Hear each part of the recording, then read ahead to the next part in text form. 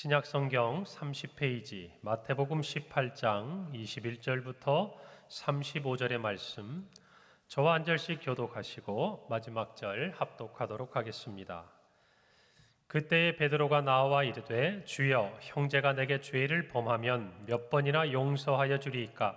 7번까지 하오리이까?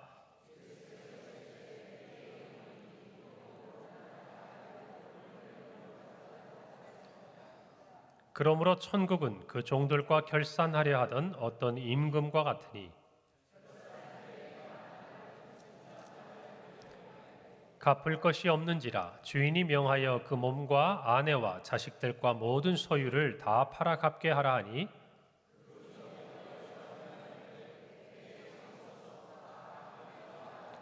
그 종의 주인이 불쌍히 여겨 놓아 보내며 그 빛을 탕감하여 주었더니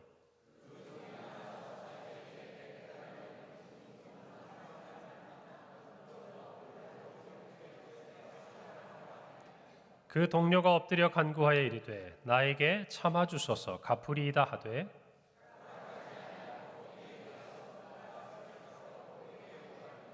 그 동료들이 그것을 보고 몹시 딱하게 여겨 주인에게 가서 그 일을 다 알리니,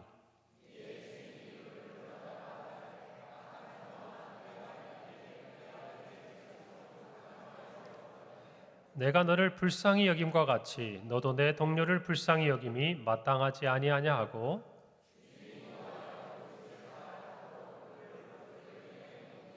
함께 읽습니다. 너희가 각각 마음으로부터 형제를 용서하지 아니하면 나의 하늘의 아버지께서도 너희에게 이와 같이 하시리라. 아멘. 할렐루야. 한 주간 평안하셨어요? 우리 시온 찬양대 찬양을 드리니까 4월의 풍광이 이렇게 다 펼쳐지는데 정말 한 자연 한가운데 이렇게 서 있는 느낌입니다. 그 모든 것에 깃들어 있는 하나님의 창조의 정말 질서와 솜씨를 찬양하는 요즘 시간인 것 같아요. 참 계절은 너무 좋고 이제 날씨도 따뜻해지고 참 어떻게 보면 1년 중에 가장 아름다운 계절이 아닌가 생각이 드는데, 참 사건 사고가 우리나라 가운데도 참 많은 것 같습니다. 제가 보니까 또 강원도 지역에 우리 양양 지역을 중심으로 이렇게 산불이 나가지고 아마 밤 사이에 많이 고생하고 또 마지막 진화를 하기 위해서 애쓰시는 분들이 많을 것 같아요. 잠을 자고 또 일어나 보면 참 우리 곁에 여러 가지 일들이 있는 것 같습니다. 특히 지난 월요일이었어요. 제가 부활주일을 마치고 이제 오전에 이렇게 어떤 신문이나 자료들을 이렇게 쭉 검색을 하는데, 거기에 관악구 봉천동에 있는 아파트에서 화재가 일어난 그 사건들 기억나십니까? 근데 그게 이제 제 마음에 좀 제 눈길을 사로잡은 이유는, 제가 우리 평강교회 부임하기 전에 봉천동에 살았거든요. 그렇게 영상이나 사진이 딱 나오는데 익숙한 거예요. 어디선가 낯이 있고. 그래서 보니까 제가 살던 단지는 아니었고 그 인근에 있는 아파트인데, 그 곁으로 보면요, 이렇게 그 벚꽃, 이렇게 꽃이 쭉 피는 길들이 옆에 있고 사람들이 그곳에 와서 이렇게 운동도 많이 하고 산책도 하고 둘레길도 연결되어 있는 그 인접한 아파트예요. 자, 그런데 그 아파트에서 방화 사건이 일어났죠. 범죄였습니다. 그래서 한 명이 사망하고 이제 11명이 부상을 입었어요. 60대 남성인 그 방화범 스스로 이렇게 목숨을 끊는 안타까운 일들이 있었습니다. 제가 기사를 보니까 이분이 과거에 해당 아파트에 살던 주민이었대요.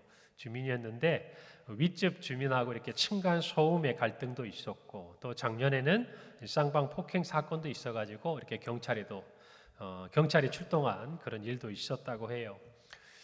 이것을 볼 때 느끼는 것이, 이것이 하나의 단순한 화재 사건을 넘어서 이웃 간의 어떤 갈등, 또 사람들의 이제 사회적인 고립, 이와 같은 사회적 병리 현상들이 이제 그동안 우리 사회 안에 이렇게 내재되어 있다가 이렇게 막 솟아나오는 거죠. 표출되고 있는 거예요. 지금 우리 시대가 그렇지 않은가라는 생각을 하면서 이와 같은 일들이 빈번하게 일어나는 것들을 보면서 우리 모두가 경각심을 가져야 될 것 같아요. 지난주에 보니까 또 울산에 있는 한 지역에서는 또 전직 직원이었던 사람이 자기가 근무하던 주변에다 이렇게 인화 물질을 뿌리고 또 불을 질렀다가 그것들이 또 이렇게 진화가 되는 일들, 너무너무 주변에 이렇게 많은 것 같아요. 요즘 되어서 기사화되어서 그럴까요? 예전에도 있었는데 참 안타까운 일인데 어쨌든 제가 요즘에 이 일들을 보면서 느끼는 게 있었어요. 왜 이렇게 화가 달 나 있을까? 사람들마다 뭔가 이렇게 다 마음속에 뭐가 응어리가 있는 것 같아요. 분노가 있고 화가 있어서 그것을 조절하지 못하는 그 모습들이 그냥 내재적으로 내면에서 이렇게 제어가 안 되고 정말 그것들을 표현하고 표출이 되면서 그것들이 폭력이라든지 사회의 큰 재난으로 이어지는 것들을 보면서 참 이 시대가 걱정스럽기도 하고 어떠하다 이렇게 되었나라는 마음도 듭니다. 아마 여러분들도 그런 생각을 하시고 있을 거라고 생각을 해요.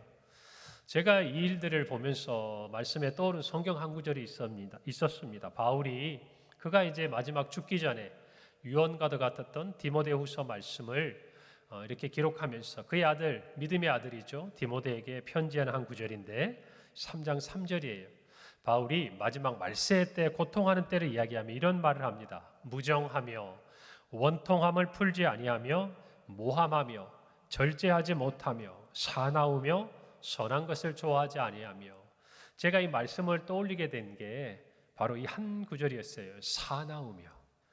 왜 요즘 사람들이 이렇게 사나워졌을까? 공격적이 되었을까? 사람들에 대해서, 사회에 대해서 자기가 전혀 알지 못하는 불특정 다수의 그냥 사람들에 대해서 이런 마음들을 갖게 됐을까? 제가 이 마음이 들면서 이 말씀이 생각이 났어요. 그러면서 오늘 이 본문을 쭉 읽는데 세 구절이 제 마음속에 이렇게 다가왔어요. 오늘 3절 말씀 중에 원통함을 풀지 아니하며 그 다음에 절제하지 못하며 사나우며. 여러분, 오늘 말씀에서 원통함을 풀지 아니한다라고 쓰인 이 헬라어 아스폰도이는요, 부정접두어인 그러니까 이 아가 붙으면 뒤에 나오는 말과 반대적인 의미를 표하게 되는 거예요. 이 아와 스폰데라는 단어의 합성어예요. 그런데 고대 그리스에서는요, 이렇게 전쟁을 하거나 싸우다가 휴전을 하잖아요. 그때 이제 휴전할 때 화해의 뜻으로 이렇게 술잔을 들었어요. 화해의 잔을 든 거죠. 그때 이 술을 갖다가 뭐라고 불렀냐? 스폰데라고 불렀어요. 그러니까 여러분, 이 아스폰도이 이 단어는요, 이 스폰데의 반대적인 의미를 가져요. 그러니까 무슨 말이겠어요? 화해할 수 없는 또는 앙심을 품는 이런 뜻을 가지고 있어요. 여러분, 그러니까 오늘 이 사회를 대변해 주는 말이 되겠죠. 사람들이 화해하지 않아요. 여러분, 화해하려면 어떻게 해야 됩니까? 서로를 이해하려고 하고 어쨌든 서로를 용서하려고 하고 뭔가 서로 간에 다 마음이 맞지 않아도 그것들을 조율해서 각자가 나름대로 그 일들을 받아들이는 그런 이야기가 아니겠어요? 그런데 오늘날의 사람들은요, 화해하려고 하지 않아요. 오히려 자기가 어떤 일을 겪어대거나 자기 마음에 들지 않았을 때 앙심을 품고 그것들을 표현하는 이 시대가 되고 말았다는 거예요. 그리고 성경은 말세를 이끌어서 절제하지 못한다라고 이야기합니다. 여러분, 이때 절제는 무엇입니까? 절제하지 못하는 것은 뭐예요? 자기의 감정이라든지 또는 생리적인 욕망을 다스리지 못하는 거예요. 여러분, 그런데 이 본문을 볼 때 느끼는 게 있어요. 절제하지 않는 것이 아니에요. 절제하지 못하는 거예요. 여러분, 이 말에는 차이가 있어요. 여러분, 절제하지 않는 것은 어떤 의미죠? 내가 절제할 수 있어요. 내가 통제할 수 있어요. 내가 다스릴 수 있어요. 그런데 하기 싫은 거예요.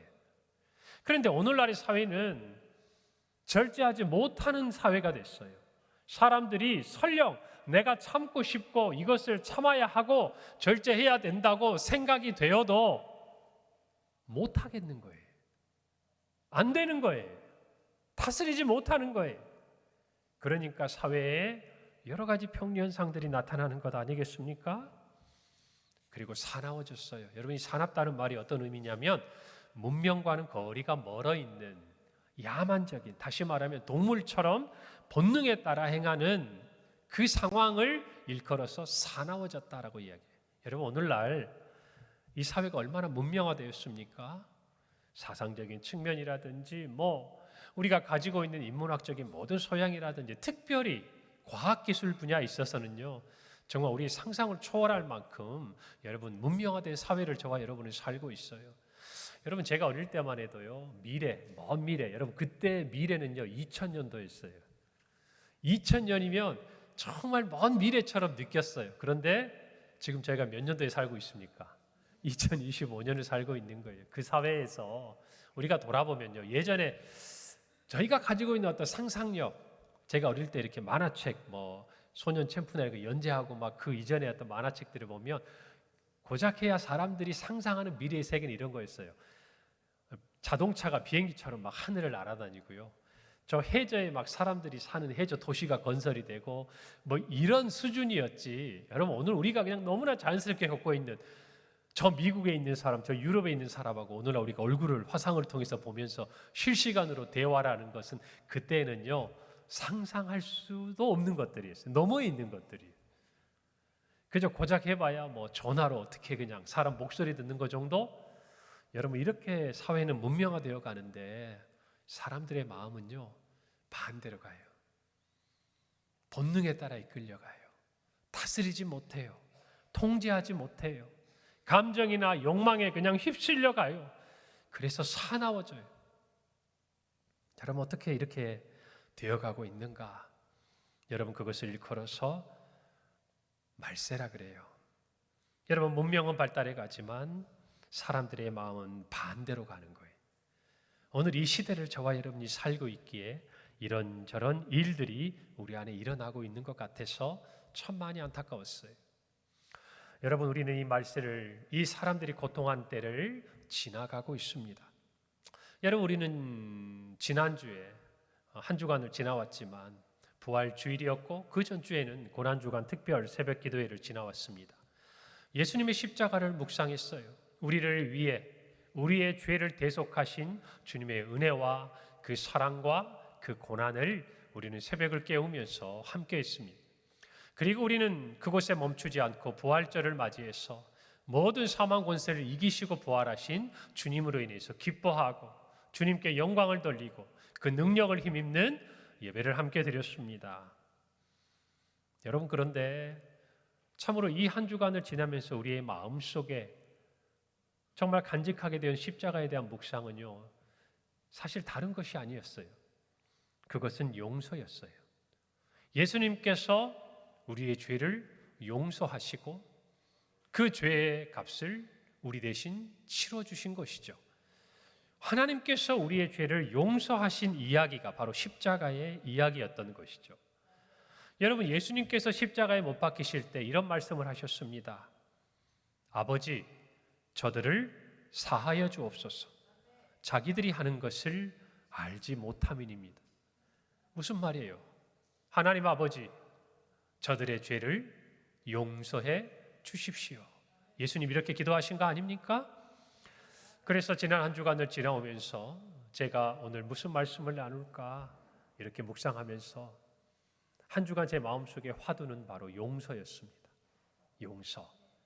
저와 여러분이 하나님께 그 받은 은혜가 하나님의 우리를 향한 죄 용서였다는 것을 깨닫는다면 우리는 또한 어떻게 우리가 받은 이 용서의 은혜를 우리의 삶에서 베풀고 나누고 행하고 살아가야 할 것인가?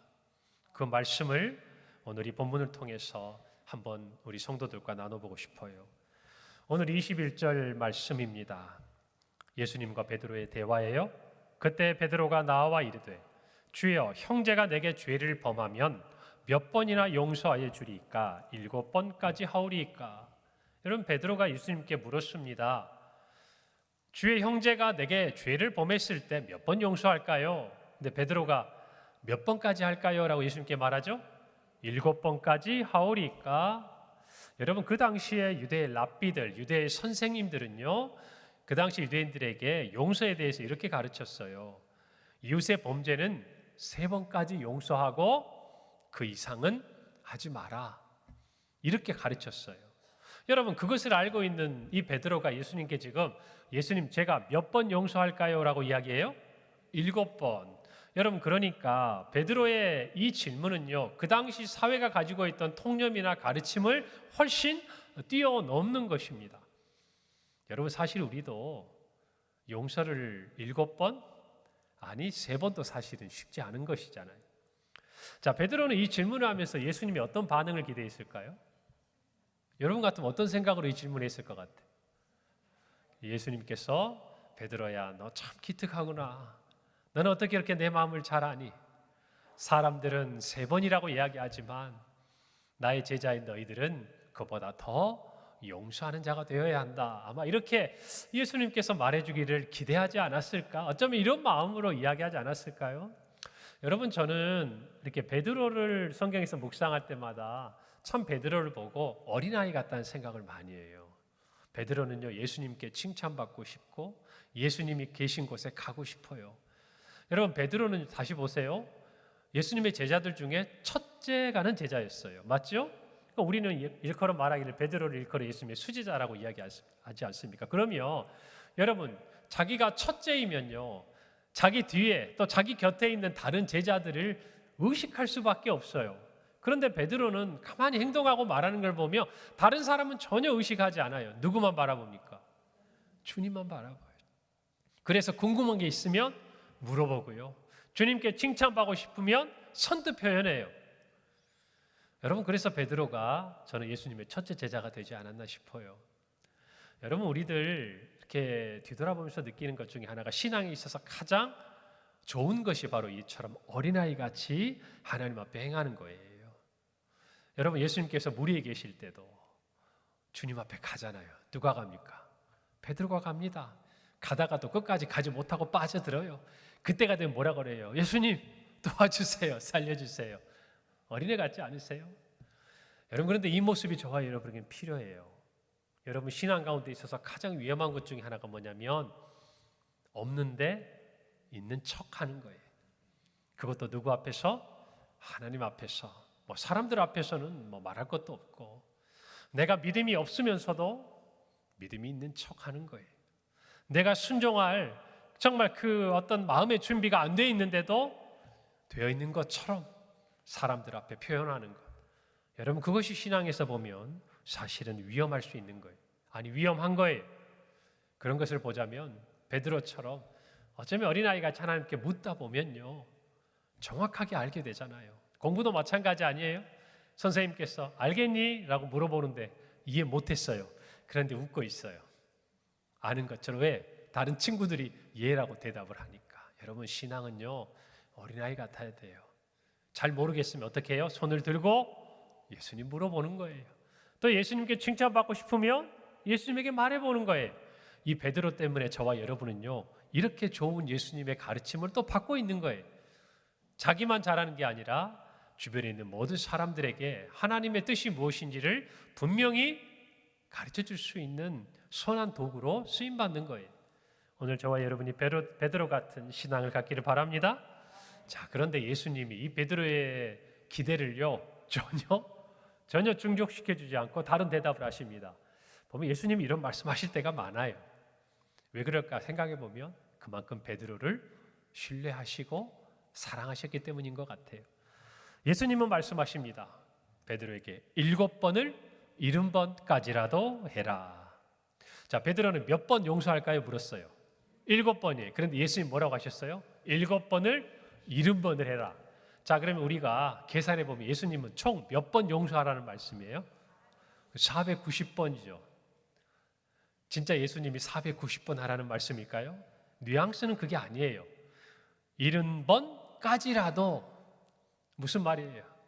제약이 없는 거예요. 제한이 없는 거예요. 용서에는 언제까지라는 게 없다라고 예수님이 말씀하고 계시는 거죠.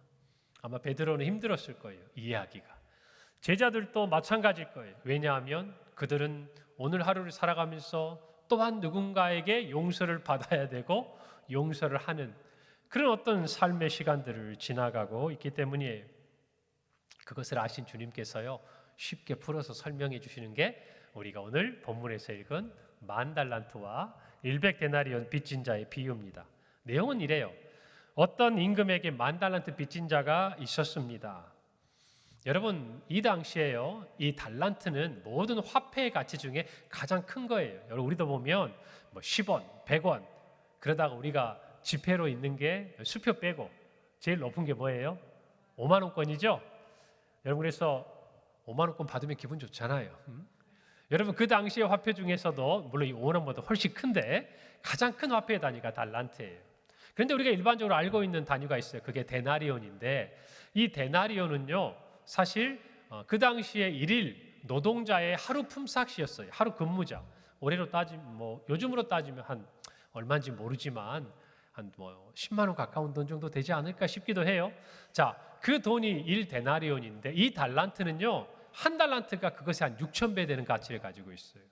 여러분 그러니까 얼마나 큰 돈입니까? 그런데 오늘 성경에 보면 이 종이 임금에게요 얼마를 빚졌다고 나와요? 그것도 1만 달란트예요. 여러분 그러니까 지금 막 계산해 보지만 계산할 필요 없어요.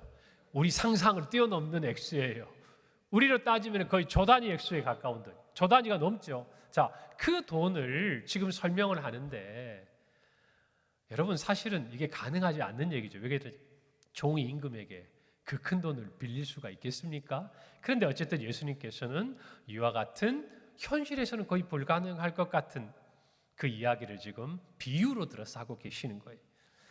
자, 여러분 이때 이 돈은요 1만 달란트라는 개념 우리가 좀 가져야 되는 게 뭐냐면 예수님 당시의 역사를 기록했던 요세푸스라는 사람이 있어요. 이 역사가가 기록하기를 그 한 해에 로마가 이스라엘 전체, 유대 전체에서 거두어들인 세금이 있을 거 아니에요. 그 세금의 액수가 800달란트예요. 몇 달란트라고요? 800달란트. 그러면 1만 달란트는 그냥 상상이 안 되는 돈이죠. 여러분 그래서 이 이야기를 듣던 베드로와 제자들은요 예수님이 1만 달란트 하니까 얼마지라고 계산하는 게 아니라 까마득한 돈이에요. 그냥 까마득한 돈. 자, 그런데 이 도저히 갚을 길이 없는 그 돈을 갚아야 되는 상황이 된 거예요. 그런데 그가 임금 앞에 말합니다. 참아주세요. 제가 반드시 그 돈을 갚겠습니다. 여러분 참을 수 있습니까? 여러분 다시 말씀드려 볼게요. 이 종이 그 돈 갚을 수 있습니까? 못 갚죠. 그런데 지금 이 사람은 자기가 갚겠다는 거예요. 불가능한 일을 그 상황을 어찌든 모면해 보려고. 여러분 그런데 임금님이 말해요. 너의 모든 네 몸도 팔고 모든 가족도 팔고 다 노예로 팔아서라도 이 돈을 갚아라. 그런데 이 사람에게는 갚을 능력이 없어요. 그때 임금이 그를 불쌍히 여깁니다. 그리고 성경에 보니까 믿을 수 없는 사건이 일어나요. 그것은 바로 그가 빚진 이 1만 달란트를요 아무런 조건 없이 탕감해 버린 거예요. 그냥 없애준 거예요. 여러분 여기까지면 이야기가 참 아름답게 끝나잖아요. 종을 불쌍히 여긴 임금의 이야기. 그런데 진짜 예수님이 하시고 싶은 얘기는 이 다음에 이어지는 이야기입니다. 자, 이 1만 달란트를 빚진 종이요 너무나 즐거운 꿈인지 생신인지 모르고 나가지 않았겠어요? 그런데 바로 그 앞에서 누구를 만납니까? 자신에게 100데나리온을 빚진 자를 만납니다. 자, 그런데 그에게 빚을 갚으라고 이야기해요. 여러분 한번 생각해 보세요. 지금 방금 얼마를 빚을 탕감받았어요? 1만 달란트. 만약 그거 못 갚았으면 자기는 감옥에 들어가는 거예요. 만약 탕감해 주지 않았으면 그는 갇히게 되는 거예요. 그런데 그가 자유의 몸이 돼서 나왔습니다. 그리고 그에게 100데나리온. 그러면 우리가 한 10만 원 계산하면 한 1,000만 원 되니까 적은 돈은 아니겠지만 그 사람을 만났을 때 우리가 어떤 반응을 보여야 되겠습니까? 너무 부담 갖지 말라고. 천천히 갚으라고. 조금 더 기다려주겠다고. 여러분 그게 우리가 말하는 인지상정 아니에요? 그런데 그 사람이 어떻게 합니까? 내 돈 갚으라는 거죠. 똑같은 이야기를 합니다. 조금만 참아달라고. 내가 갚겠다고. 그런데 예수님의 비유에 나타난 이 사람은 그를 잡아다가 빚을 갚도록 옥에 가둡니다. 그 동료들이 이것을 보고 딱하게 여겨서 임금에게 알릴 때 이 임금이 노아에서 이 1만 달란트 받은 자를 옥에 가두라라고 명령을 해요. 그러면서 예수님께서 이 비유를 말씀하시고 이 모든 비유에 정리가 되는 한 말씀을 하십니다. 그것이 오늘 35절 말씀이에요. 너희가 각각 마음으로부터 형제를 용서하지 아니하면 나의 하늘 아버지께서도 너희에게 이와 같이 하시리라. 여러분 이 말씀하신 이유가 어디에 있는지를 예수님이 말씀하고 계세요. 용서받은 자라면 마땅히 용서해야 한다는 것이에요. 여러분 저와 여러분이 참으로 이 말씀 앞에서 얻어야 될 교훈이 있다면 그것은 바로 용서입니다. 우리가 고난주간을 지나고 부활절을 지나가면서 우리의 마음속에 하나님 앞에서 무엇인가 생각하고 또 하나님의 말씀대로 순종하고 따라야 될 하나의 화두가 있다면 저는 그것이 용서가 되기를 바랍니다. 여러분, 우리는 왜 용서해야 합니까? 첫째로 우리가 하나님께 용서를 받았기 때문이에요. 사랑하는 성도 여러분, 복음은요, 하나님의 용서의 이야기예요. 우리가 남을 용서해야 하는 이유는 복음 안에 이렇게 기록되어 있어요. 하나님께서 먼저 우리를 용서해 주셨기 때문이에요. 여러분, 우리가 남을 불쌍히 여겨야 하는 이유는 오늘 이 임금이 자기의 종을 불쌍히 여긴 것처럼 하나님께서 먼저 저와 여러분을 불쌍히 여겨 주셨기 때문이에요.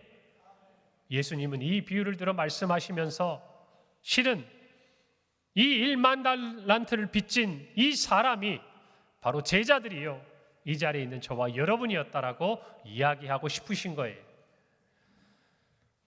여러분이 만 달란트 빚진 사람이 가지고 있던 이 엄청난 빚은요, 하나님께 대한 우리의 죄를 상징해요.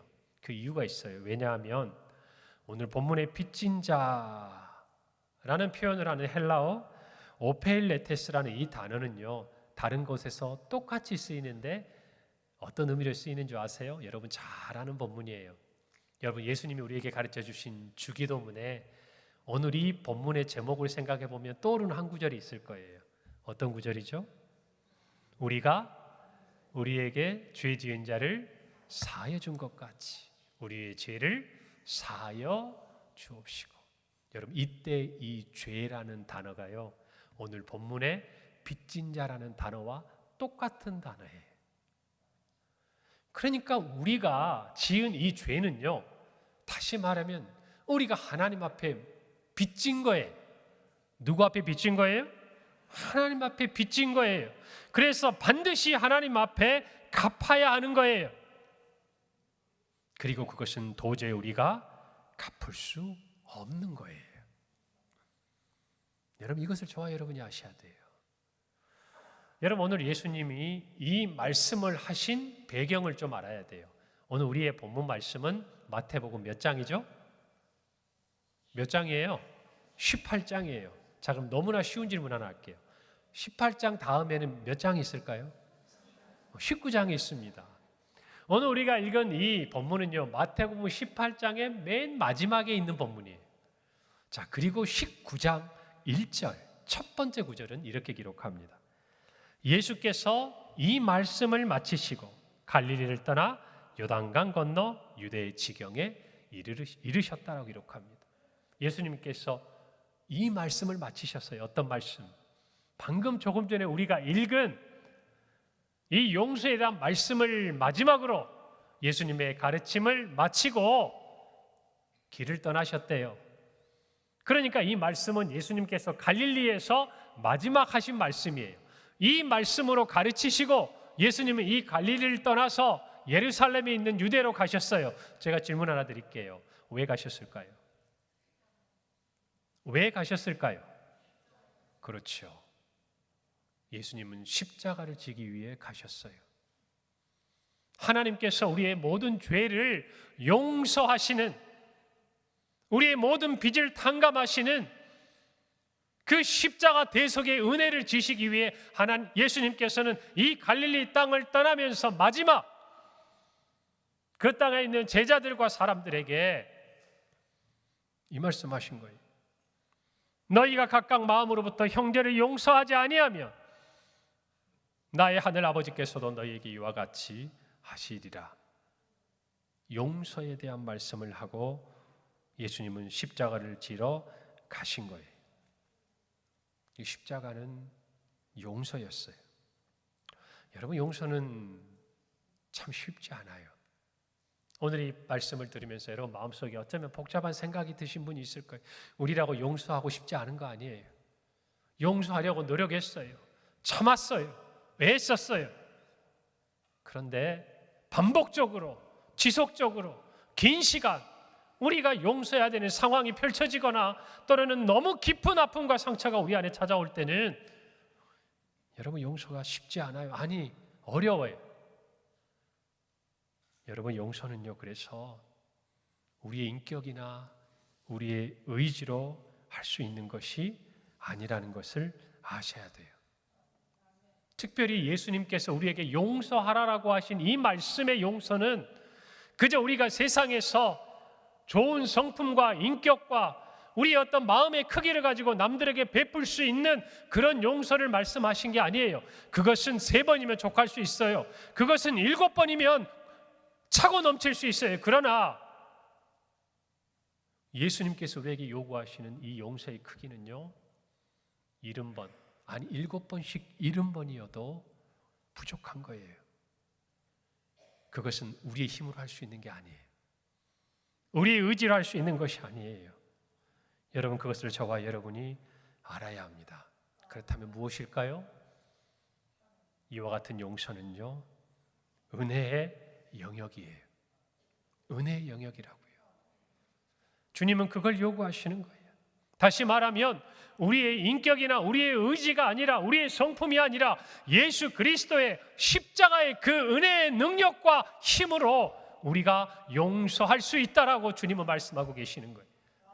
여러분, 그러니까 우리가 용서하기 힘들다라고 생각할 때 우리는 우리의 인격을 더 정말 성숙하게 하고 우리의 정말 성품을 더 부드럽고 더 자비롭게 하고 뭔가 우리가 노력을 해서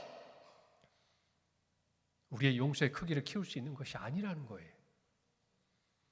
우리의 용서는요, 하나님의 은혜의 깊이를 깨달을 때 우리의 용서의 크기가 넓혀지고 커지는 거라는 것을 말씀하고 있는 거예요. 할렐루야. 저와 여러분이 고난주간에 십자가의 그 은혜를 깊이 깨달았다면 십자가 위에서 베푸신 하나님의 그 용서를 정말 저와 여러분이 깊이 알고 감사하고 눈물 흘리고 하나님 앞에 고백했다면 여러분, 우리는 용서할 수 있는 힘을 예수 그리스도의 십자가로부터 얻은 거예요. 할렐루야.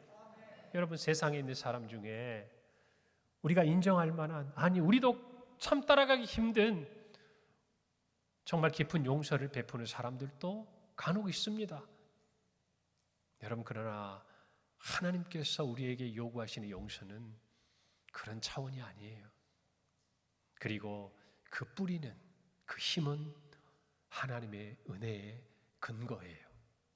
할렐루야. 그래서 여러분, 우리는 용서하기 힘들어요. 용서하기 어려워요. 주님, 저 정말 이거는 못하겠어요 라고 말할 때 어쩌면 그것은 내가 못하는 것이고 내 인격이 못하는 것이고 내 성품이 못하는 것이지 하나님의 은혜가 부족한 게 아니라는 걸 아셔야 돼요. 그래서 우리는 정말 누군가를 용서하고 싶다면 십자가를 묵상해야 돼요. 하나님의 은혜를 붙들어야 돼요.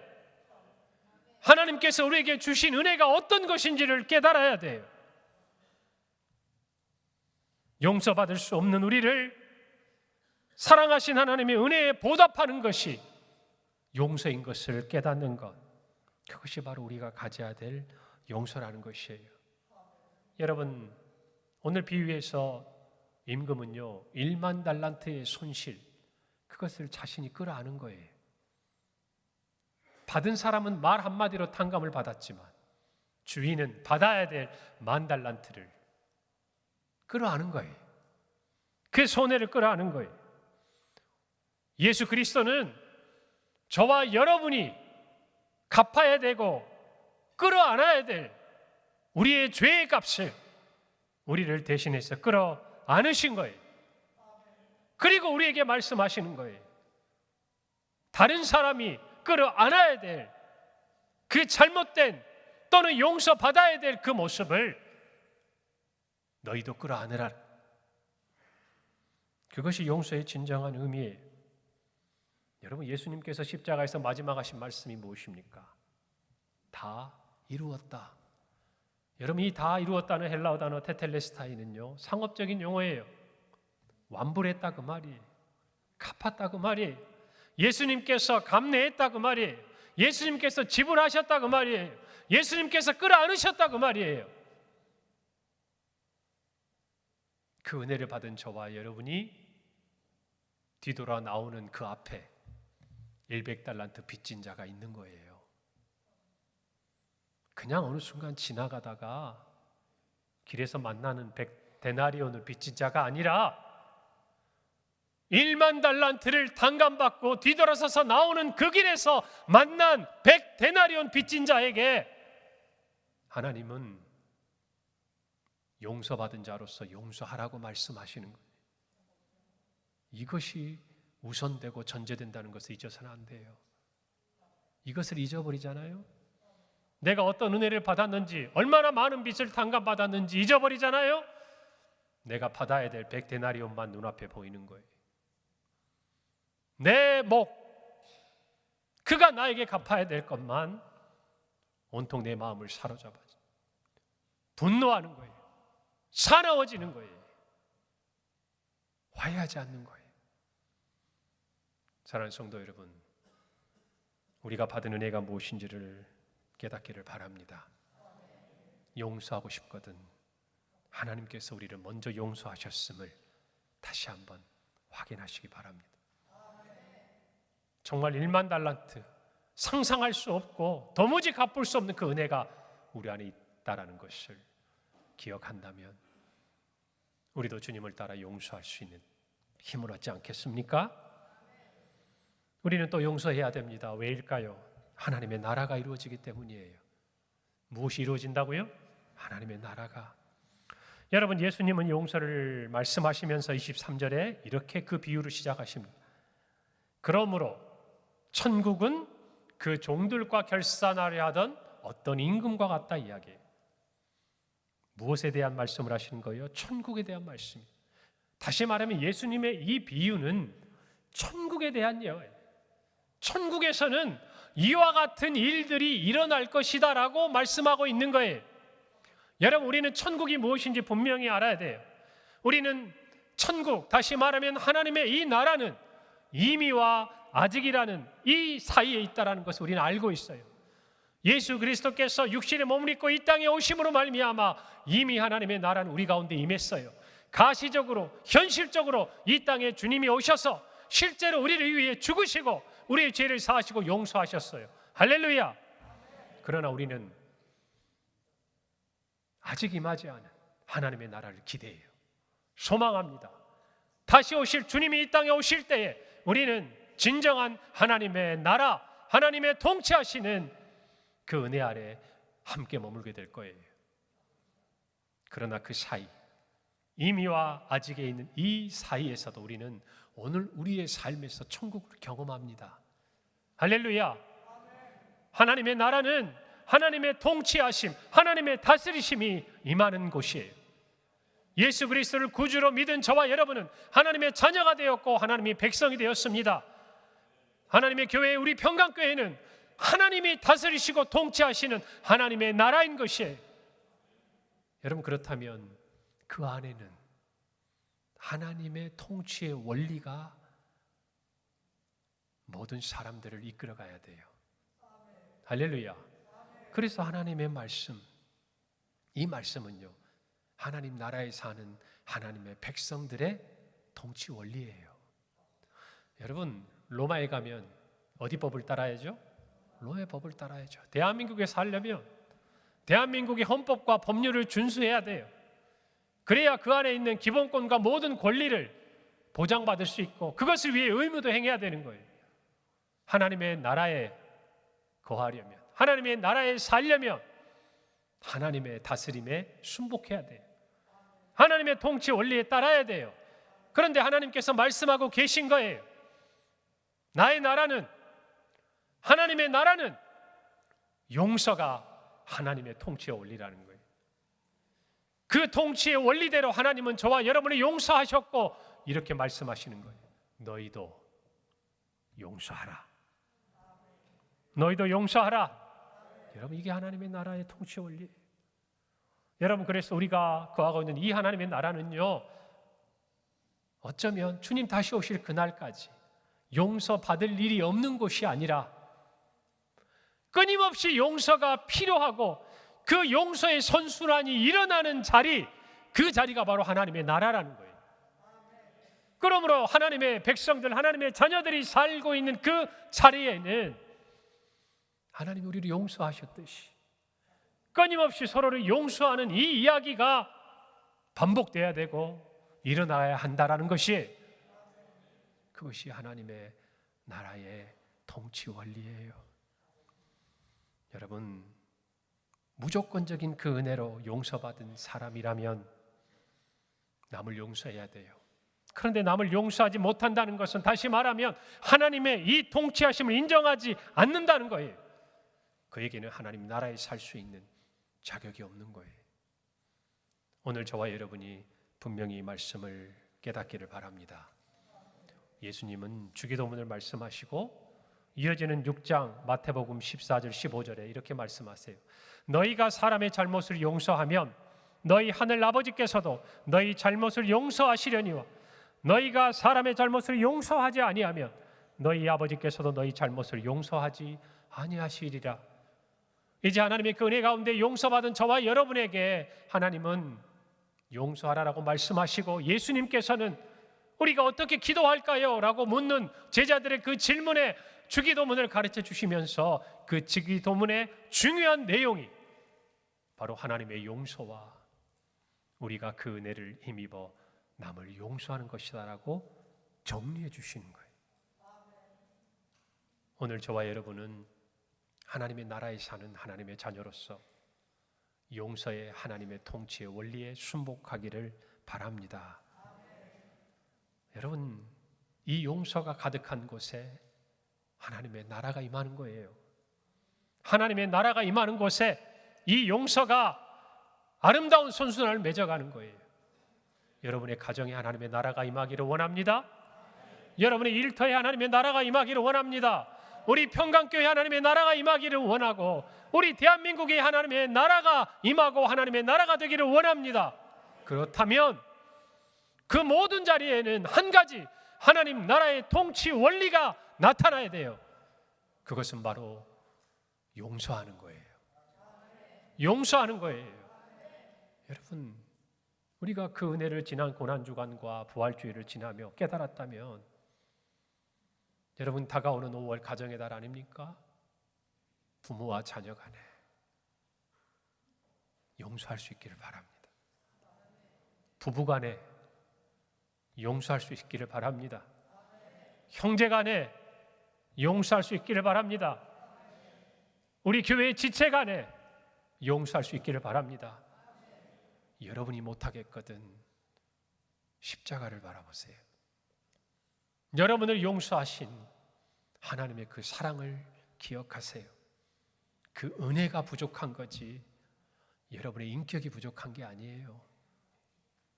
그 사랑을 깨닫지 못하는 거지 우리의 성품이 악한 것이 아니에요. 악하지 않다는 게 아니라 그것으로 용서할 수 없다는 말이에요. 그것을 깨달아야 돼요. 우리가 집중해야 될 것이 무엇이고 우리가 바라보아야 될 것이 무엇인지 용서하기 위해서 성경은 은혜라고 말씀하는 거예요. 여러분, 저와 여러분이 그 은혜를 깊이 깨닫기를 바랍니다. 여러분, 용서는 과거형이 아니에요. 현재형인 동시에 미래형이에요. 미래형이에요. 여러분, 오늘 우리가 삶에서 겪고 있는 모든 문제의 중심에는 용서하지 못하는 분노와 화가 있는 거예요. 여러분, 그래서 과거의 용서는요, 오늘 우리의 삶에 새로운 용서를 이끌어내요. 그리고 앞으로도 그렇게 만들어갑니다. 하나님은 그것을 위해 예수 그리스도께서 우리를 위해 죽으시도록 내어주셨고 우리를 용서하신 거예요.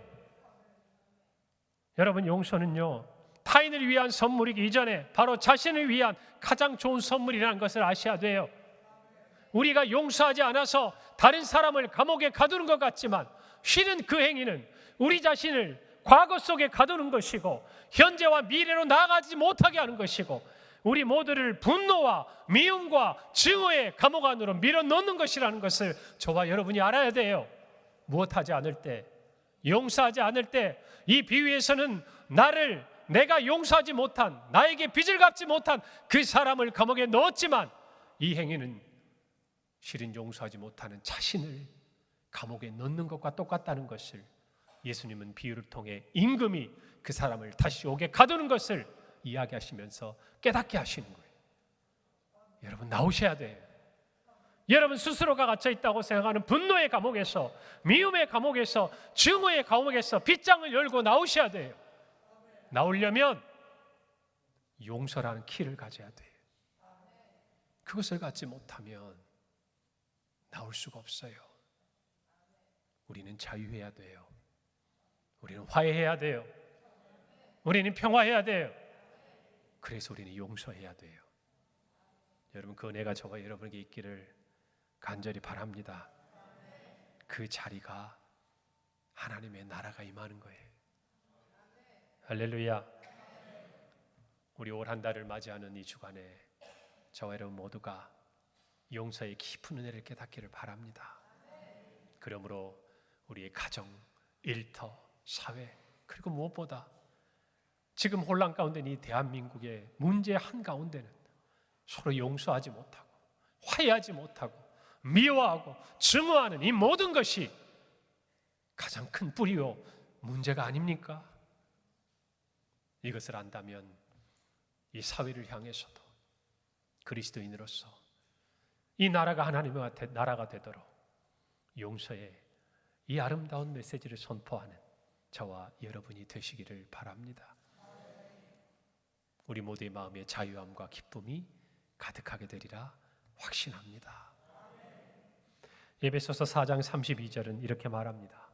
서로 친절하게 하며 불쌍히 여기며 서로 용서하기를 하나님이 그리스도 안에서 너희를 용서하심과 같이 하라.